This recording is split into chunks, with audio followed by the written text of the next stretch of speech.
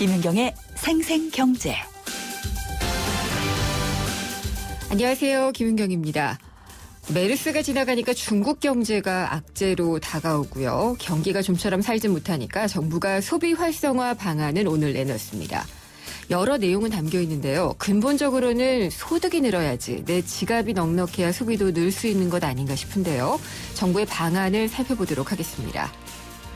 소비 여력을 줄이는 대표적인 이유, 바로 가계부채입니다. 지난 2분기에 1,130조 원을 넘어섰는데 정부는 관리가 가능한 수준이라고 하지만 금리가 다시 높아지기 시작하거나 또 경기가 살아나지 않거나 하면은 금융 시스템과 우리 경제를 뒤흔들 수 있는 뇌관인 건 틀림없습니다. 정책적인 해법도 알아봐야지 될 것이고요. 또 우리 개인들은 어떤 식으로 접근해야지 될지 전문가 연결해서 알아보도록 하겠습니다. 김윤경의 생생경제 1부 시작합니다.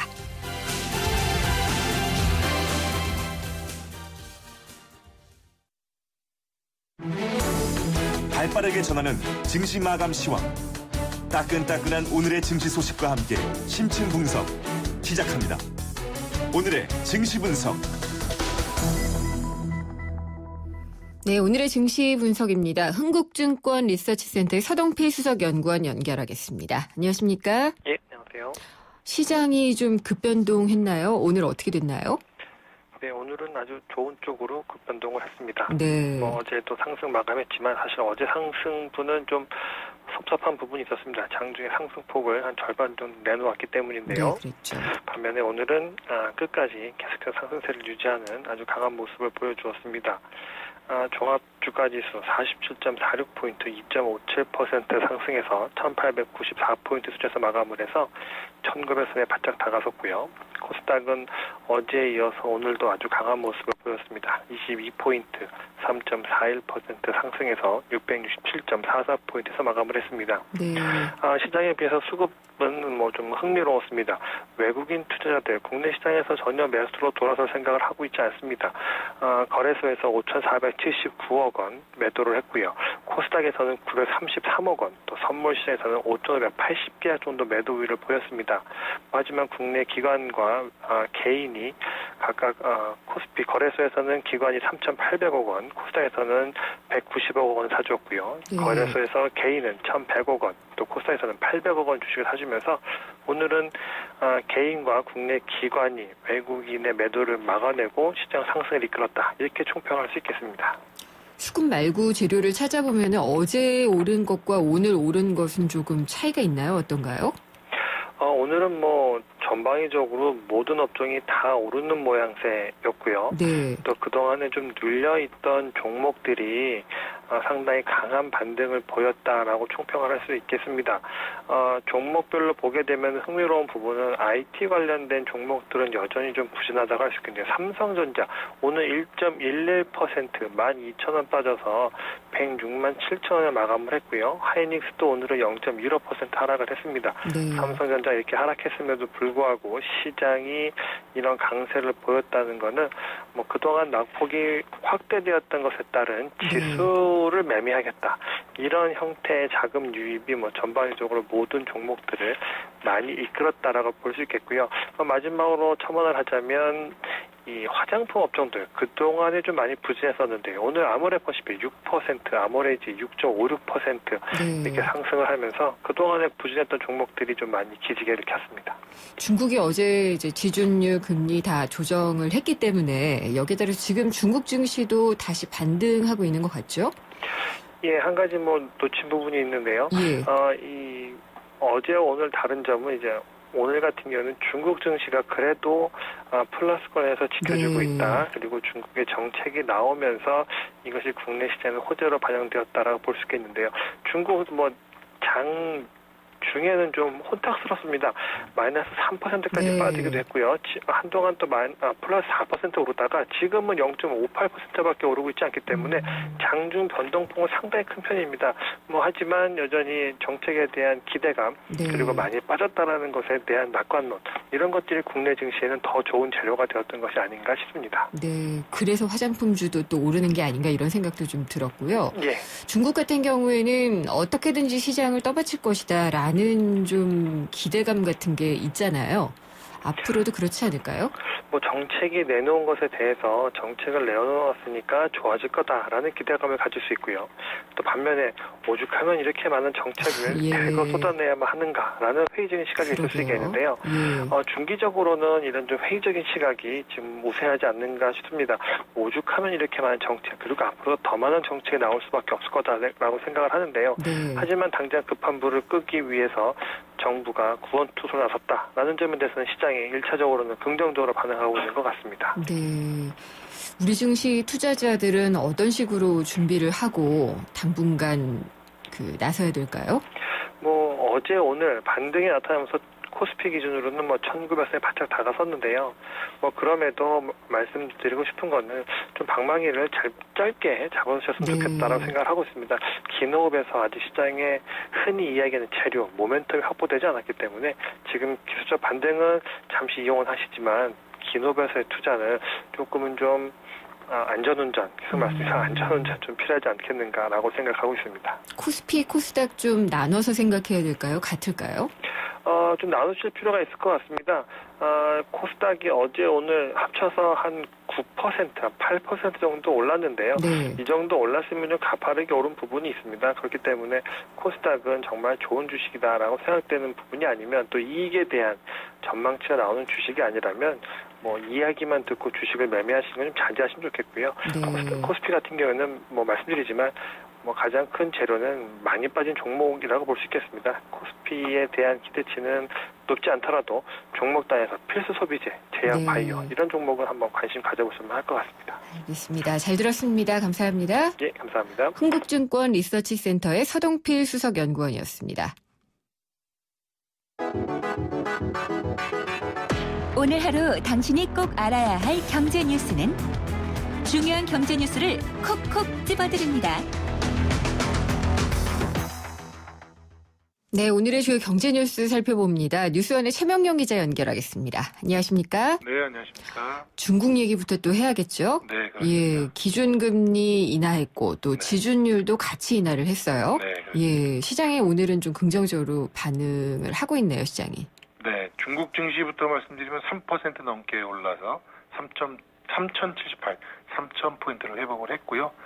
지준율, 기준금리 인하 이런 게 조금 약발은 먹힌 것 같습니다. 네. 어제 저녁에 중국 인민은행이 위안화 금리, 대출 금리와 예금 금리를 각각 0.25%포인트 내린다라고 이제 인터넷 홈페이지를 통해서 공시를 했고요. 대출 금리는 0.25가 내려간 4.60, 1년 만기 예금 기준금리는 0.75로 내려갔는데 이게 작년 11월 이후 5번째, 올 들어서만 벌써 4번째 금리를 내린 거라고 합니다. 네.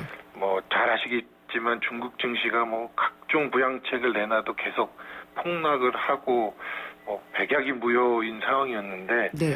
그동안 중국 증시에 대해서 중국 정부가 내놨던 대책들이 유동성을 공급하든가 이렇게 인위적으로 증시를 끌어올리는 그런 대책이 대부분이었거든요.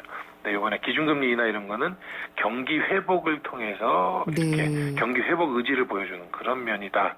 고해서 긍정적으로 좀 반응이 나타나고 있는 것 같습니다. 방금 최명영 기자가 예금 금리하고 대출 금리 얘기할 때 두 번째 0.75%포인트라고 얘기하지 않았나요? 1.75%. 1.75%로 조정했다는 거죠. 그렇죠. 그러니까 0.25%포인트씩 내렸고 네. 지준율은 0.5%포인트를 내렸고요. 그렇습니다. 예. 긍정적으로 좀 반응을 한다니 다행이기는 한데 이게 경기 회복까지 이끌어가기에는 지금 당장의 좀 단기적인 부양책일 수가 있잖아요. 그렇죠. 이게 예. 근본적인 거는 중국 경기가 회복을 해야 되는 건데 그러니까요. 계속 7% 이상 성장하는 게 과연 가능하겠느냐 네. 이런 부정적인 의견들이 꽤 많습니다. 그래서 향후 올 하반기 내년까지 조금 불안한 모습들이 계속 이어지지 않을까, 급등락이 반복되지 않을까 저는 우려들을 하고 있습니다. 네, 행복주택에 들어갈 수 있는 사람들 조건을 보면 조금 한정적이었잖아요. 네, 그렇습니다. 예비 신혼부부까지도 확대를 한다고 하네요. 네, 그렇습니다. 오늘 국토교통부에서 행복주택 입주 기준 좀 개정을 했는데요. 행복주택은 말 그대로 공공주택이랑 마찬가지인데 예비 신혼부부라든가 사회 초년생들이 직장과 가까운 직장이나 학교에 가까운 그런 도심 안에서 이렇게 임대주택을 쓸 수 있게 그렇게 지어지는 건데요. 내년 입주자부터 예비 신혼부부도 청약이 가능해지도록 그렇게 기준을 완화한다고 합니다.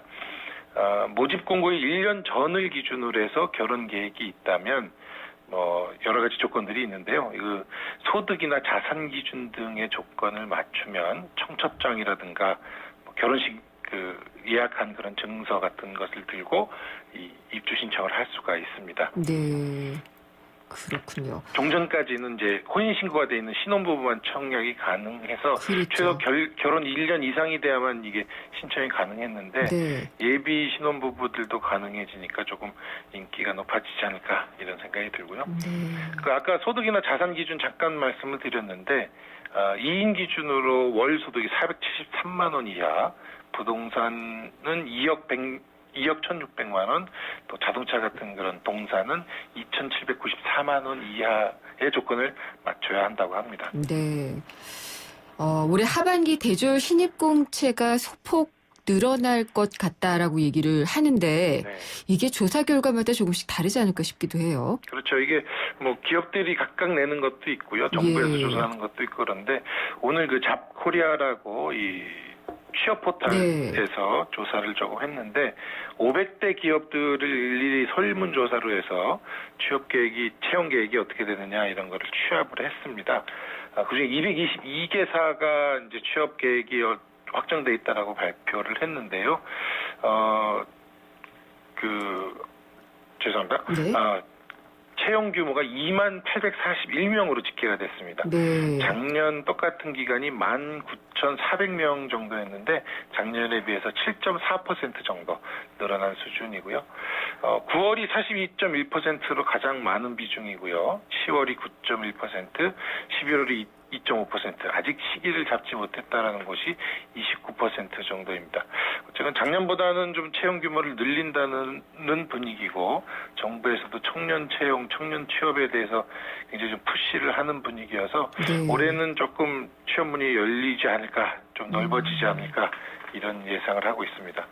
기업들이 일자리 늘리는 것을 어떻게 보면은 좀 뭐랄까요, 혜택을 베푼다 차원에서 막 내놓는 경우가 있는 것 같아요. 근데 유복은 많고 좀 여유 있는 데는 이럴 때 좀 많이 일자리 좀 늘려줬으면 좋겠다는 생각을 하게 되네요. 당연한 말씀이시죠. 네. 투자를 늘리면서 이렇게 사업이 커지면서 이렇게 일자리 늘어나는 게 가장 좋은 모습일 것 같고요. 그러니까요. 이 분야별로 보면 올해는 자동차 업종이 좀 제일 많이 좀 뽑을 것 같습니다. 자동차 업종에서만 9,800명 정도가 채용이 될 예정이라고 하고요. 네. 제조업이 5,800명, 기계철강업 2,900명 등 제조업 쪽에서 좀 많고요. 금융업 쪽은 좀 줄어들 것 같습니다. 4% 감소한 1,215명 정도 채용 예정이라고 합니다. 네. 횡단보도를 지날 때 오토바이나 자전거에 치이게 되면은 굉장히 좀 애매하잖아요. 그렇죠. 네, 그래서 이게 어떻게 보상을 받아야 되나 그랬는데 규정이 생겼다고 하네요. 네. 이게 어떻게 보면 당연히 이런 규정이 있었어야 될 것 같은데 이 규정이 그동안 없었다고 합니다. 그러니까 횡단보도에서 오토바이나 자전거에 치이면 앞으로는 그 오토바이나 자전거에 100% 과실을 묻겠다. 네. 이렇게 규정이 생겼습니다. 지금까지는 이 규정이 없어서 이게 분쟁으로 이어지기도 하고 소송까지도 이어지기도 했는데 규정이 생겼으니까 앞으로 이런 문제가 확실해질 것 같고요.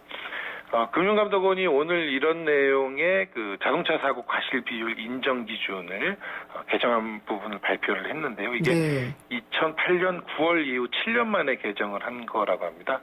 말씀드린 것처럼 이런 이륜차 규정이 새로 생겼고 몇 가지 규정들이 추가로 생겼습니다. 네, 좀 더 신경 써서 봐야 되는 게 있을까요? 자전거 요새 많이 타시는데요. 네. 횡단보도 옆에 가끔 보면 자전거가 지나갈 수 있는 자전거 횡단도가 있죠. 그려져 있는 게 있습니다. 요 위에서 자전거가 지나가는 거를 자동차가 치면 자동차에 100% 과실을 넣는 그런 규정이 새로 생겼고요. 또 운전하면서 DMB 같은 거 조작을 하던가 스마트폰 조작을 하면 그때 사고가 났을 적에 보험금 지급하는 거를 조금 줄이는 그런 기준도 생겼습니다. 네. 또 신호등이 없는 횡단보도라고 하더라도 횡단보도 주변에서는 안전운전에 대한 의무가 있다 해서 그 횡단보도 인근 10m 이내에서 사고가 나면 운전자에 대한 책임을 10%포인트 정도를 더 물리는 그런 규정도 생겼습니다. 그렇군요. 어쨌건 보행자 또 횡단보도 주변에서 안전운전 하셔야 된다라는 네. 아주 상식적인 얘기를 규정을 통해서 더 강화를 한 거니까 조금 더 안전운전에 신경을 쓰시는 게 중요할 것 같습니다. 명문화가 안 돼 있었다는 게 상당히 놀라운 사실이네요. 네, 그렇습니다. 예. 이제 TV에서 그 대부업이나 저축은행 광고 같은 경우에 좀 제한이 된다고 하네요. 네, 그렇습니다. 이것도 사실 상식적인 얘기인데요. 이게 어린이들도 보고 청소년들도 보는데 어렸을 때부터 이런 광고에 많이 노출이 되면 커서 이 대법을 쉽게 이용할 수 있겠구나 이런 거를 뇌리에 심어주게 될 것 같습니다. 네, 이런 거를 좀 금지하는 그런 기준이 생겼다고 합니다. 네. 어린이나 청소년들이 TV 시청을 할 수 있는 오전 7시에서 9시 또 오후 1시부터 밤 10시까지 대부업체의 TV 광고가 전면 중단이 됩니다. 또 그 시간대에만요? 예. 네, 그렇습니다. 낮 시간대. 예. 밤 10시 이후에는 조금 알아서. TV 시청을 좀 자제를 시켜야 예. 되겠습니다. 또 TV 광고에 뭐 쉽고 빠르게, 간편하게 뭐 이런 문구들 네. 들어가는 것도 좀 금지가 되고요. 휴대폰이나 인터넷을 이용해서 쉽게 받을 수 있다. 뭐 이런 광고 문구들 또 노래를 이렇게 후크송이라고 그러죠. 예. 뭐 빨리빨리 뭐 이런 식으로 노래 이렇게 하면서 대출이 빨리 된다라는 걸 이렇게 거의 세뇌하듯이 광고를 하는데 이런 것들이 모두 다 규제가 됩니다. 네. 그러면은 대부업체들은 좀 마케팅비 덜 들어가겠는데 소비자들도 그러니까 고객들도 줄어들 테니까 좀 걱정이긴 하겠어요. 대부업체들은 이 TV 광고 대신에 5개 광고를 늘리겠다, 뭐 대책을 마련해줘야 네. 되는 거 아니냐, 뭐 이런 얘기를 하는데 네. 어쨌든 이게 무분별하게 대법을 이용하는 거를 막을 수 있다는 면에서 저는 좀 긍정적인 변화가 아닐까 이렇게 생각이 됩니다. 네. 그리고 오늘 그 한 조간에서 봤던 것 같은데요. 네네. 그 빚이 너무 많아서 갚기 어려운 사람들한테 뭐 개인회생이나 파산 신청하세요라고 이제 법률사무소에서 네. 좀 잘못된 정보를 흘리면서 유도하는 경우가 있다. 네네. 이런 내용이 나왔던데요. 그렇습니다. 이게 뭐 특정 매체가 직접 이렇게 전화를 하면서 체험을 한 거라 네. 이게 객관적인 그 데이터는 아닐 수는 있는데요. 이 인턴 기자가 한 분이 15군데 법률사무소에 직접 연락을 해서 내가 지금 아르바이트 하면서 얼마를 벌고 있고 빚이 얼마 있는데 네. 개인회생을 어떻게 하면 좋겠느냐 이렇게 쫙 문의를 했는데 법률사무소 15곳 중에 12곳이 개인회생을 하라고 유도를 하더라는 겁니다. 근데 이게 잘못된 건가요? 개인회생을 하면 이 수임료로 변호사 수임료로 80만 원에서 120만 원 정도를 내야 됩니다. 또 이 개인회생 이후에 상환해야 되는 금액도 상대적으로 좀 더 높은 편이 되는데요. 네. 신용회복위원회를 통하면 이런 수임료도 없고 월 상환해야 하는 금액도 훨씬 줄어든다고 합니다.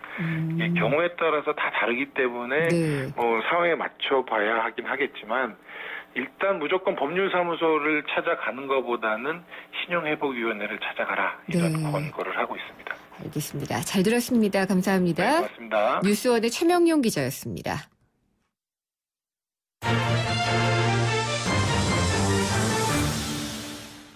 조만간 자동차 구입 계획 있으신 분들 자동차 세금 조금 낮아집니다. 그래서 중대형 국산차 구입하게 되면은 50만 원에서 60만 원 정도의 세금을 덜 내게 된다고 하는데요. 그렇다고 한다면은 올 가을에 차를 구입하실까요? 이 경기를 보고 좀 나아지면은 살 것인지 아니면은 당장 세금이 낮아진다니까 살 것인지 이게 지금 정부가 소비를 진작하기 위해서 제도를 바꾸면 소비자들이 어떻게 움직일지에 대한 의문입니다. 오늘 이 자동차 개별 소비세 인하를 포함해서 여러 가지 소비 활성화 방안을 발표를 했는데요. 구체적으로 어떤 어떤 내용 담고 있고 효과도 있을지 잠시 후 생생경제 2부에서 알아보도록 하겠습니다. 그리고 오늘도 생생경제에서 청취자분들을 위해서 선물을 준비를 해놓고 있습니다. 생생경제에 대한 의견을 문자로 주신 분들 중에 저희가 추첨을 통해서 보내드리고 있는데요. 선물은 참 쉬운 중국어 문정아 중국어에서 드리는 10만 원 상당의 온라인 수강권입니다. 의견은 문자로 주시면 되고요. 짧은 건 50원, 긴 건 100원의 정보 이용료가 부과됩니다. 휴대전화 우물정의 0945번, 0945번으로 보내주시면 됩니다. 생생경제 1부 함께 하셨고요. 잠시 후 2부에서 찾아뵙겠습니다. 안녕하세요. 민상토론의 유민상입니다. 복잡한 세상사와 정치 이야기 머리 아프고 답답하시다고요? 그렇다면 FM 94.5 YTN 라디오를 켜세요. 아주 그냥 시원하게 풀립니다. 주말엔 뉴스 앤 뮤직으로 음악도 즐기시고요. 모바일 앱 예스로도 전세계 어디서나.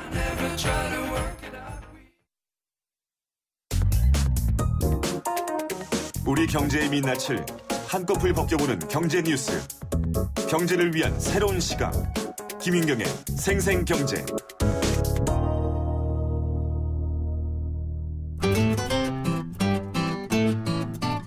생생경제를 다양하게 만나는 방법. YTN 라디오 앱 예스와 웹사이트 김윤경의 생생경제 또는 트위터 YTN_이코노미로 실시간 듣기와 다시 듣기를 하실 수 있고 방송 내용에 대한 문의와 의견을 주실 수 있습니다.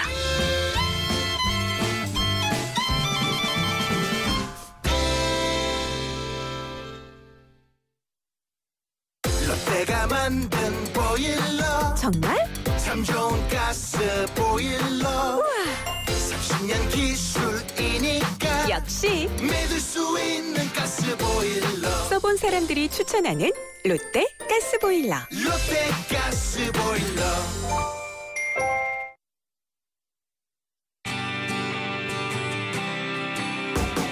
살맛 나는 경제, 내 삶인 경제. 바로 김윤경의 생생경제입니다.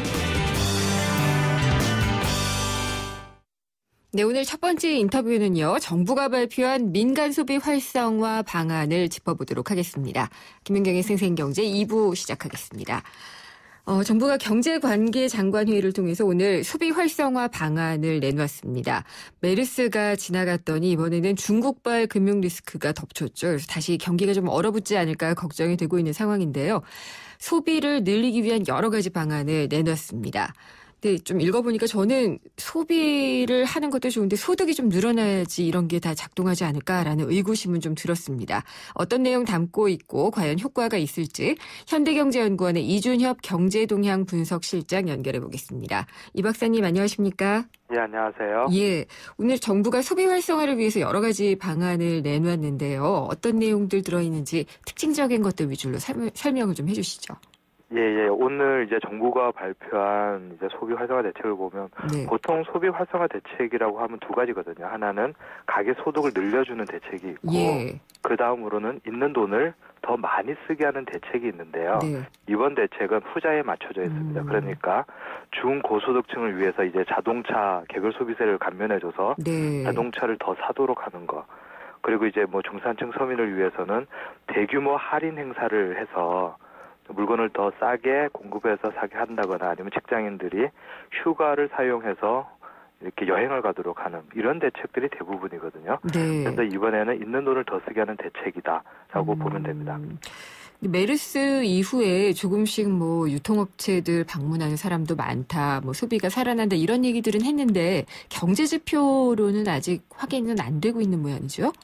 예. 지금 경제 지표가 나온 게 아직까지는 6월 달까지거든요. 예. 그런데 지난 5월, 6월에 굉장히 안 좋았어요. 마이너스로 이제 경제가 오히려 줄어드는 상황이었고요. 7월 달에는 뭐 6월 달보다는 좋아지기는 했지만 여전히 이제 회복세가 너무 약해서 네. 마이너스가 되지 않을까 생각을 하고 있고, 다만 8월부터는 조금씩 개선되고 있다라고 이제 보통 얘기를 하고 있는데 아직 수치로 확인하기 위해서는 좀 더 기다려야 되는 상황입니다. 근데 이거는 또 평균적인 소비니까요. 중산층 이상의 소득을 갖고 있는 사람들은 조금 더 소비를 할 여력이 있기는 있는 건가요? 예, 맞습니다. 저희들이 연구를 해보니까 예. 지금 현재 이제 고소득층을 보면 이제 고소득층이 한 300만 가구가 되거든요. 네. 근데 매달 흑자액이 한 300만 원 정도 돼요. 그럼 만약에 이 300만 원 중에서 매달 30만 원씩만 더 쓴다라고만 하더라도 이제 우리 이제 경제 국내 총생산 그러니까 GDP가 약 7조 원이 늘어나는 효과가 있어요. 그래서 일자리도 한 16만, 17만 개가 늘어날 수가 있는데 물론 이제 이게는 사회적 위화감이나 이런 것들도 있겠지만 적어도 고소득층이 번 돈을 자유롭게 쓸 수 있게 하는 것은 어떻게 보면 사회적 기여가 될 수가 있다. 왜냐하면 일자리를 만들기 때문이거든요. 그렇군요. 그래서 지금 고소득층이 좀 더 지갑을 열도록 하는 대책은 필요한 시점이라고 보입니다. 현대경제연구원에서 보시는 고소득자, 고소득 가계라고 하면은 월소득이 얼마나 되는 가계를 말씀하시나요? 그 OECD 기준으로 이제 중위소득의 이제 150%를 넘는 가구를 이제 저희들이 이제 고소득층 가구라고 하는데요. 뭐 대충 예를 들면 이제 4인 가구를 기준으로 한 550만 원 정도가 넘는 가구를 이제 고소득층이라고 이제 볼 수 있습니다. 그렇군요. 그 여력이 조사상으로는 상당히 나타나네요. 맞습니다. 근데 아시다시피 그 고소득층일수록 소득에 비해서 지출이 적어요. 우리가 평균 소비 성향이라고 하는데 그 비율이 굉장히 낮기 때문에 어떻게든 이분들이 이제 지갑을 열면 경제가 돌아가고 일자리가 생긴다는 의미에서는 좀 장려할 필요가 있겠죠. 물론 다른 한편으로 저소득층의 소득을 늘리는 대책이 뒷받침되는 건 당연한 것이고요. 그렇군요. 구체적으로 보면은 이제 개별 소비세 완화가 제일 빨리 와닿기는 하거든요. 그러니까 자동차에 대한 개소세가 이게 아마 연말까지 30% 인하가 되죠. 예, 맞습니다. 이렇게 되면 예전에 FTA 맺고 그러면서 이 개소세 약간 조정하고 그렇지 않았었나요?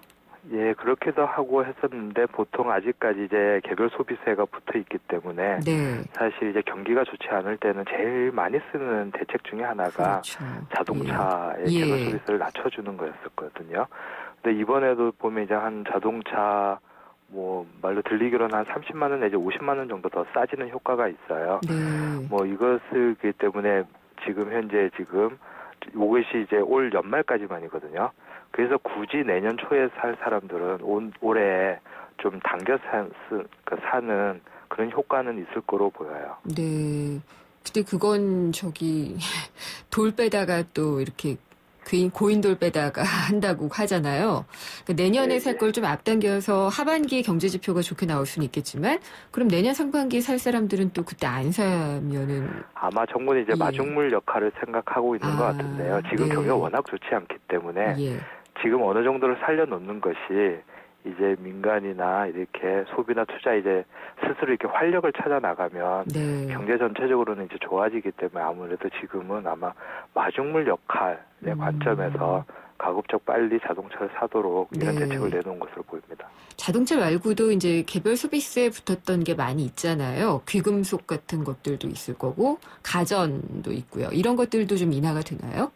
예, 맞습니다. 이제 대용량 가전제품이라든가 뭐 녹용, 로얄 젤리, 뭐 향수 이런 것들이 다 포함이 되는데 사실 이런 것들이 대부분은 내년 1월 1일부터 개별 소비세가 폐지가 되는 항목들이거든요. 근데 그것을 이번 하반기부터 조금 낮춰줘서 지금부터 좀 많이 소비할 수 있도록 좀 배려한다 정도로 보시면 됩니다. 네, 그러니까 워낙 지금 소비가 안 되고 있으니까 조금 더 규제 완화를 해준다. 먼저 이렇게 보면 되겠네요. 네, 맞습니다. 그리고 아까도 설명을 하셨는데 이 세일을 많이 해서 그러니까 그랜드 세일이라 코리아 그랜드 세일이라고 했죠. 외국인 관광객들을 위한 세일을 많이 하라라고 했고 실제로 하기도 했는데 이걸 내국인까지도 좀 확대를 한다고 하네요. 예, 맞습니다. 그래서 이제 이번에 이제 아까 말씀드렸듯이 중산층 저소득층한테 물건들을 싸게 공급을 할 테니 많이 사라라고 하는 대책인데요. 사실 그 효과가 얼만큼 될까를 보게 되면 실제로 얼마나 가격 할인이 되는가, 그러니까 가격이 얼만큼 떨어뜨릴 수 있나에 따라 이제 효과가 이제 많이 달라질 텐데 지금 현재로 보면 한 30 내지 50% 정도 할인하도록 유도를 하고 있는 것 같거든요. 근데 이게 수치로뿐만이 아니라 실제로 소비자들이 정말 싸구나. 이 기회에 사야지라고 할 만큼 충분히 싸져야만 아마 그 효과가 제대로 나타날 수 있을 것으로 보입니다. 저는 또 그런 의문이 드는 게요. 유통업체가 싸게 팔려고 그러면은 납품 단가가 낮아져야 되잖아요. 그러면은 제조업체들이 손해를 감수하고 최종 소비자들을 위해서 세일을 해야지 되는 건가요? 보통 이제 단기적으로는 그런데 예. 만약에 물건이 싸지면 사실 그 소비량이 늘어나게 되어 있거든요. 박리담회 같은 건가요? 예. 그래서 이제 총 이제 판매되는 액수는 이제 늘어나게 되는데 네. 아마 그렇게 되면 제조업 입장에서는 그러니까 생산량이 많이 늘어나면서 그것을 예. 좀 보전할 수 있는 효과도 있을 것으로 보입니다. 네. 그리고 또 맨날 대책 나올 때마다 나오는 온누리 상품권 판매 뭐 이런 것도 얘기가 좀 나오는 것 같더라고요. 예, 그런 예. 것들도 많이 포함되어 있고요. 아마 이거는 이제 우리 이제 전통 시장을 살리기 위해서 네. 그런 대책들이 포함된 것이다. 그리고 이제 가을이니까 뭐 날씨 좋으니까 여행 가면 좋은데 다들 여유가 없잖아요. 그래서 공공기관부터 해서 아마 공무원들 권장 휴가제 뭐 이런 것도 하겠다고 하고 그때 8.15 광복절 하루 전날 임시 공휴일을 했을 때 소비 진작 효과가 있었다고 하는데 그걸 염두에 두고 좀 휴가를 장려하는 게 이번 대책에 포함이 되어 있는 것 같네요. 예, 맞습니다. 근데 우리가 한번 생각을 해보면 좀 큰 흐름에서 보면 예.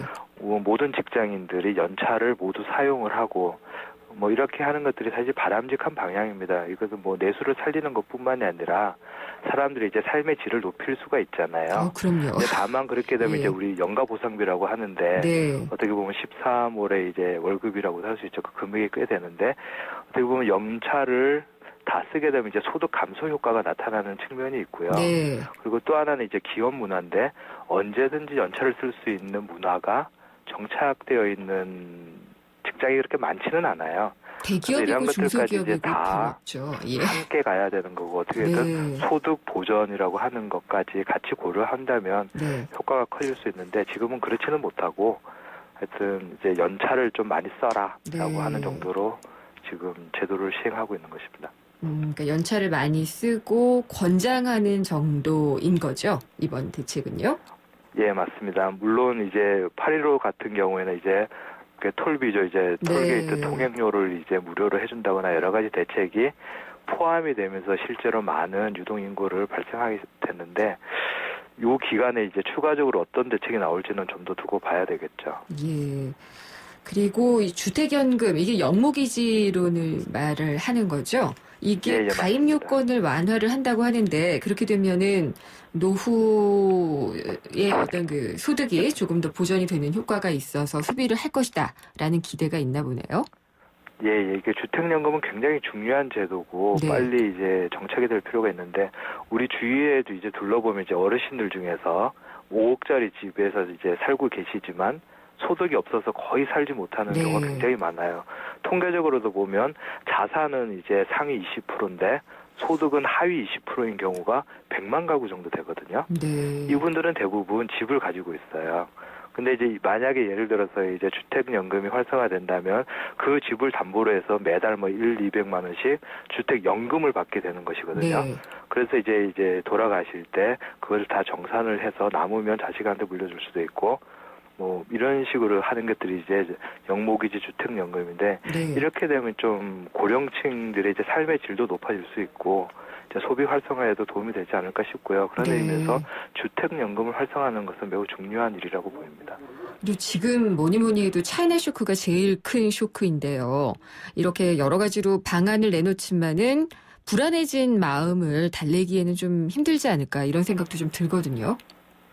예, 맞습니다. 이번 대책의 가장 큰 한계라고 하면 가계소득 증대 대책이 지금 빠져 있거든요. 그러다 보니까 지금처럼 어려울 때 과연 뭐 이 정도 대책으로 소비가 늘어날까라고 하는 의문점이 있는 게 분명히 맞는 뭐 질문인 것 같고요.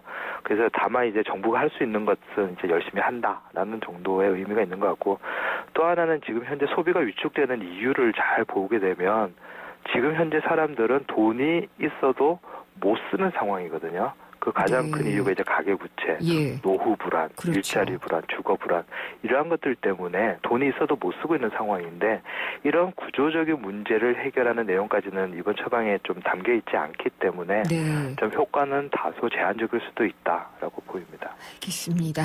오늘 말씀 잘 들었습니다. 감사합니다. 예, 감사합니다. 현대경제연구원의 이준협 경제동향분석실장이었습니다. 생생경제를 다양하게 만나는 방법. YTN 라디오 앱 예스와 YTN 라디오 웹사이트, 팟캐스트를 통해서 실시간 청취와 다시 듣기가 가능합니다. 언제 어디서나 손쉽게 만날 수 있는 생생경제. 참 좋다.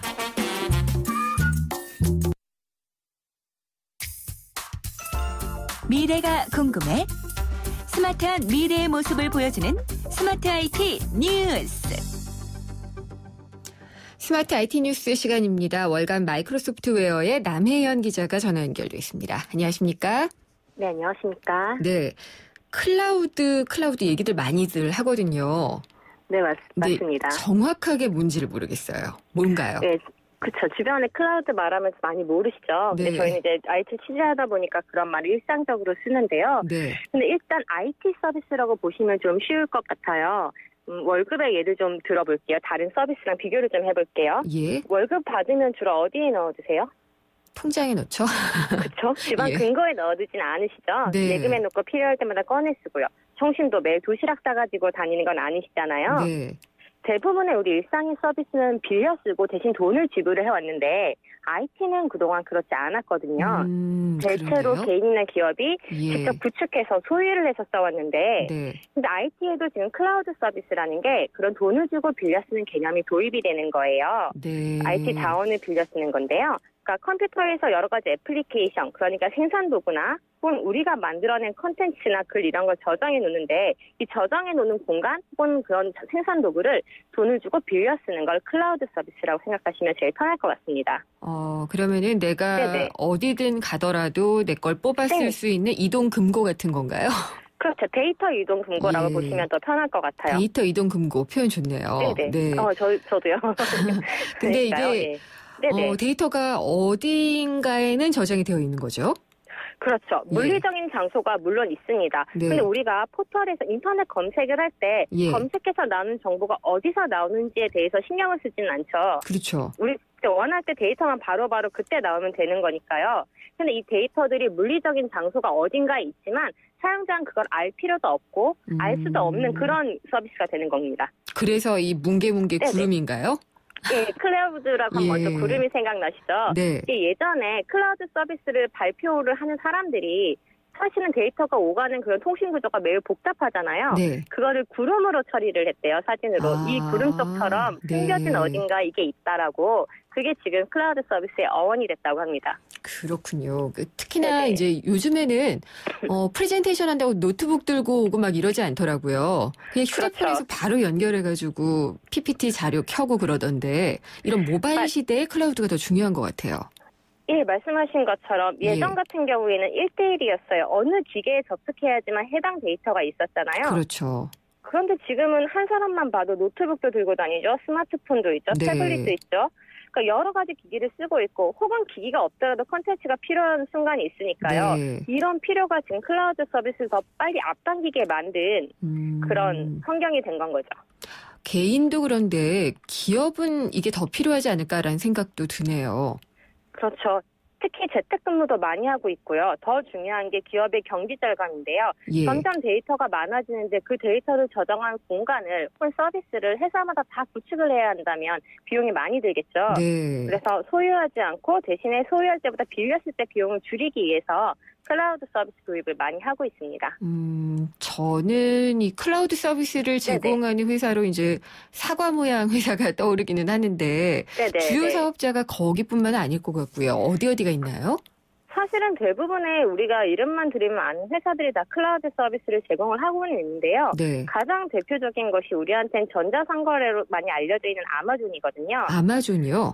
네네. 근데 아마존에서 이런 예. 클라우드 서비스를 담당하는 아마존 웹 서비스라는 조직이 있는데 네. 이 회사가 분리 독립을 했어요. 그래서 결국은 아마존도 이 아마존 웹 서비스의 고객이 됐거든요. 그렇군요. 그렇죠. 예. 근데 아까 말한 것처럼 우리가 클라우드라는 게 물건을 팔듯이 서비스를 팔듯이 서비스를 돈을 주고 사고 하는 상거래 개념이잖아요. 네.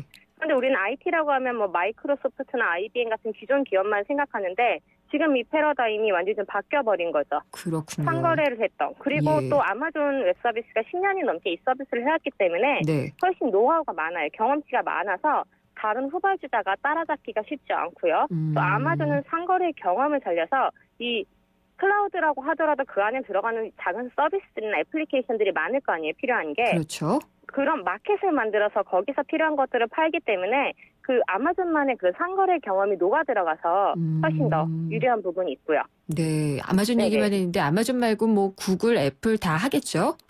예, 맞습니다. 다 합니다. 특히 예. 애플 같은 경우는 좀 다른 기업이랑 차이가 뭐냐면 아마존만 하더라도 기업 대 기업으로 B2B 서비스를 하는데요. 네. 애플 같은 경우는 우리 단말기들 애플 것들 많이 쓰잖아요. 뭐 노트북이든 무슨 TV 네. 서비스든 뭐 그런 것들, 스마트폰도 그렇고요. 그 안에서 사용자의 컨텐츠나 데이터를 묶어서 하나의 생태계를 만드는 게 사실은 애플의 가장 성공 요인 중에 하나였었죠. 그렇더라고요. 그래서 다 네네. 저장을 하게 만들죠. 맞습니다. 점점 공간을 그 안에 늘려가게 들어가야지. 하고. 네네. 예. 근데 우리나라에서도 그러면 통신사업자들이 다 클라우드 서비스에 눈독을 들이고 있었을 것 같고 실제로도 하고 있을 것 같은데요. 예, 실제로 통신사들이 해왔는데 네. 아까 말한 것처럼 아마존도 10년이라는 세월이 걸렸잖아요. 예. 단기간에 가능한 게 아닌데 우리 같은 경우에 좀 빨리 성과를 내라는 문화가 좀 있었고 예. 또 한국과 미국의 상황이 좀 달랐던 거에 대해서 생각을 좀 해봐야 됐던 게 미국 같은 경우 2008년에 큰 경제 위기가 있었잖아요. 리먼 브라더스 사태 때부터. 네. 그렇죠. 그때는 대기업에서도 그 IT 자원에 대해서 투자를 해야 한다라는 생각이 많이 없었어요. 비용을 줄여야 했고, 근데 그때 클라우드 서비스가 뜨기 시작하는 때여서 그게 맞물리면서 빠르게 컸던 네. 그런 시대적 배경이 있는데, 그러니까 이제 빌려 쓰는 게 훨씬 더 효율적이라는 그런 이미지가 기업하는 네. 경영자들의 머릿속에 박힌 거죠. 아직 한국 같은 경우에는 대기업들이 자회사를 통해서 직접 한다거나 뭐 데이터를 소유하고 싶어하는 마음이 크기 때문에 조금 더 더디게 가고 있다고 보시면 될 것 같아요. 맞아요. 우리는 고객 데이터 같은 네네. 것들 뭐 공유하거나 이러지 않고 그냥 다 갖고 있으려고만 하죠. 그렇죠. 예. 예. 근데 글로벌 서비스를 타겟으로 하려면은 외국산 서비스를 많이 쓰게 될 수밖에 없겠네요. 왜냐하면 글로벌로 할 때 글로벌로 운영할 수 있는 지역의 것들을 외산 서비스 더 쉽게 연결해 줄 수 있거든요. 네. 만약에 제가 개발자라고 하면 저는 앱을 만드는 건 쉽겠지만 운영하기는 어려울 수 있잖아요. 예. 그러니까 전문적으로 이런 서비스를 한꺼번에 제공하는 외산 서비스에 특히 미국 같은 데를 만약에 출시한다 치면 아마존 웹 서비스에서는 그 근처에 있는 서비스 지역을 설정할 수 있게 해주는 거예요. 네. 훨씬 더 편리하겠죠. 그런 그렇군요. 식 때문에 훨씬 유리한 부분이 아무래도 있겠죠. 문제점도 있을 것 같기는 해요. 예전에 보니까 아이클라우드에서 뭐 그 배우 나체 사진 같은 게 막 맞아요. 유출되거나 그런 적도 있었잖아요. 가장 큰 문제가 그 두 가지인 거죠. 혹은 너프만 먹거나 해킹을 당하거나 네. 했을 때 개인정보가 유출될 수 있거나 두 번째는 서비스가 갑자기 멈췄을 때 데이터 손실이 올 수 있겠죠. 그렇죠. 그럼 기업에서는 서비스가 몇 초만 멈춰도 손실이 크고 두 번째는 데이터 자체가 날아갈 수 있는 그런 위험이 있으니까요. 예. 그런 부분에 대한 보완이 좀 필요한 거죠. 우리 정부도 분명히 이제 클라우드 쪽을 진흥하려고 할 텐데 법도 네네. 만들었죠. 예, 클라우드 발전법이죠. 지금 시행이 9월부터 이제 시행이 되는 건데. 네. 예. 이게 보면 아까 아마존 웹 서비스나 마이크로소프트나 애플이나 다 글로벌 회사가 이 시장을 다 장악했잖아요. 근데 육성이 목표긴 하지만 사실 육성하기 전까지 좀 보호를, 국내 서비스 좀 보호를 하려는 목적도 어느 정도 있지 않을까. 네. 예. 그런 그래요. 생각을 합니다. 그러면은 이 울타리를 좀 치는 법일 수도 있겠군요. 그렇죠. 거대 예. 사업자랑 싸우려면 어떤 발판은 좀 필요할 수도 있으니까요. 클라우드 발전법 그 기본적인 내용만 좀 설명을 해주시겠어요? 예. 아무래도 정부 클라우드 산업 육성 지원 근거를 마련한 건데요. 국가기관 공공부문이 클라우드를 적극 도입하도록 하고 또 정부와 사업 예산을 편성할 때 클라우드를 우선 고려하게 한 게 있고요. 네. 그다음에 클라우드 산업이 발전하려면 여러 가지 걸리는 것들이 있잖아요. 규제들이요. 그럼 규제를 개선하는 근거를 만들고 또 대기업과 중소기업이 가능한 공평하게 경쟁할 수 있는 구조를 만들겠다. 또 네. 개인정보 유출, 데이터 손실 같은 부작용을 막을 수 있는 근거를 마련하겠다. 이런 게 주요 내용이 들어가 있습니다. 예. 여러 가지를 많이 생각하게 하는데 그 네네. 클라우드 시장의 규모라든지 뭐 이런 것도 지금 추정이 되나요? 클라우드 시장 규모는 매해 지금 추정이 되는데 제가 지금 정확하게 데이터를 네. 다시 한번 좀 봐야 될 것 같아서요. 네. 다음 전화 때 제가 알겠습니다. 네. 그럼 우리가 알고 있는 예. 하드웨어나 혹은 IT 서비스 하던 업체들이 클라우드를 주력으로 하는 IT 서비스 업체들로 많이 이동하고 있다라고 보는 거는 예. 틀리지 않겠네요.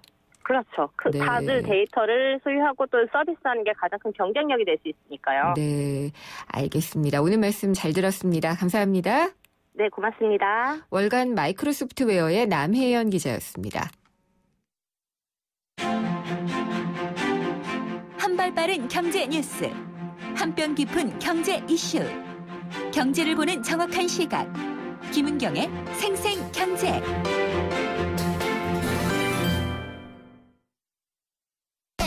SK텔레콤이 이제 이상하기로 했어요. 새로운 건 처음엔 다 이상해 보이잖아요. 그때까지 없던 거니까. SK텔레콤도 지금까지 없던 새로운 세상을 만들겠다. 그 말이죠. 이상한 생각이 세상을 바꾼다. 이상하자. SK텔레콤.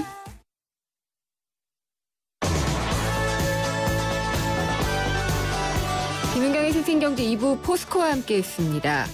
가계부채가 많이 늘고 있죠. 석 달 만에 32조 원이나 늘어서 지금 1,130조 원 규모에 이르고 있습니다. 분기별로 증가폭을 봤더니 2분기가 역대 최대였는데요.